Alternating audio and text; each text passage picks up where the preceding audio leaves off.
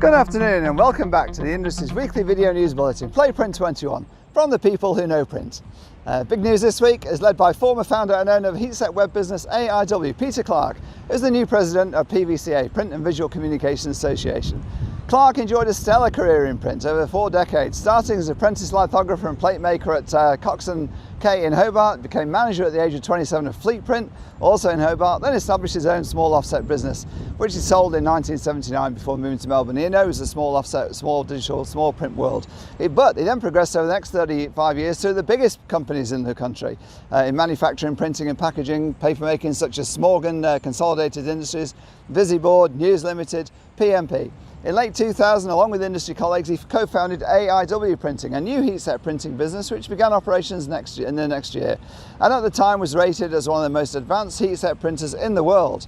Over 15 years, AIW became the 4th largest heatset web catalogue printer in Australia, until it became part of IVE Group 5 years ago, along with former competitor Franklin Web, as part of the major industry consolidation at the time. So Clark then stepped away from the business.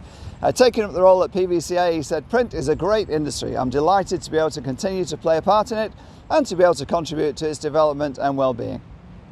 In other board news at PVCA, new election has just been held. Walter Kuhn is president for 2 years, 2 terms. He's now the vice president. Spot Press managing director John Jorgen Zaxos is honorary treasurer. Stuart Fish, managing director of Perth-based label factory, is the honorary secretary. Peter Lane, owner of Lane Print Adelaide, returns to the PVCA board. He was there for 30 years prior, before stepping down a few years ago. Full board now also includes Tom Eckersley, representing Queensland, Nick Chewett, chair of Quick Copy Owners Association for New South Wales, Kevin Pigeon from Lithocraft for Victoria, and Martin Juliamsey, general manager at Mark Media for Tasmania. The holiday season is over, it's back to work, but there's a reason print news at Print21 is at the beach. One of the main print stories this week concerned the former general manager of volunteer association Surf Lifesaving New South Wales, Matthew Hanks, who created, it turned out, a sham print broking operation through which he funneled Surf New South Wales print jobs, outsourcing them to trade print suppliers, then sending inflated invoices back to Surf New South Wales without admitting that he owned the business. Hanks did eventually admit skimming $1.8 million from Surf New South Wales through his print broking company See Here Speak, and another fraudulent scheme involving car sales. Hanks had a background in print, but was being paid $200,000 a year as the general manager of Surf New South Wales when he instigated the sham print broking scheme. He spent the loot on beachside properties and a $490,000 catamaran. Sentencing takes place later this month. Even though we're all back at work, COVID hasn't gone away, with the uncertainty surrounding Omicron not great for business. Heatset print giant Ovato warned it's suffering supply chain issues, along with everyone else, and said that continuity of supply is likely to affect future, or may affect future advertising decisions by its customers. In other words, they may choose to take their marketing spend to other channels if supply chain issues mean uncertainty around campaign materials. Ovato said rapidly rising costs of paper and ink is also an issue for its customers. On the bright side though, all renewals during Q2, that's the quarter to December, were signed, and the company managed to claw back a large chunk of its losses in that quarter, with net cash loss, sterling loss, $4.3 million, much better than the $23.2 million loss in the corresponding period last year.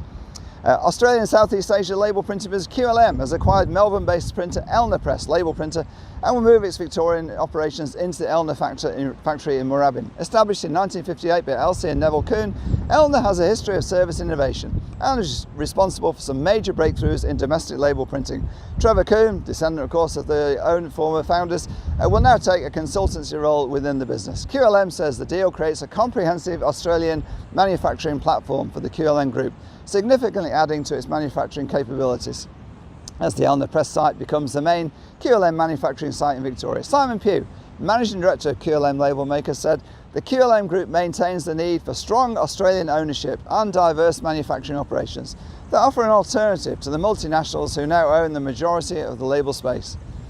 Congratulations to Aussie print businesses Intertype and Fandata, winners in the regional Fujifilm Business Innovation Asia Pacific Innovation Print Awards, with all flag signs and banners also scoring, they scored a runners-up spot.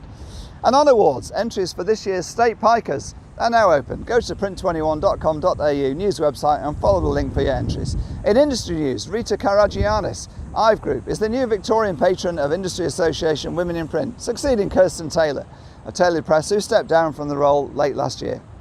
While Jenny Harris, Many of you will know well the events manager at Suppliers Association Visual Connections for more than a decade. We'll be moving on in mid-February to focus on family and personal priorities.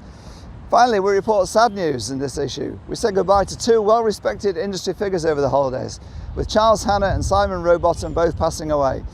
Charles Hanna built Hannapack from nothing over 50 years to become a powerhouse carton packaging business before selling it to WestRock. He was awarded an Order of Australia medal 4 years ago. Rowbottom was well known in Queensland for his non-stop print enthusiasm and support of industry events, and latterly owned the Print Village. That's it for this week's news from Print21. Go to print21.com.au for all these stories in detail. This is me, Wayne Robinson, signing off on the first issue of the year.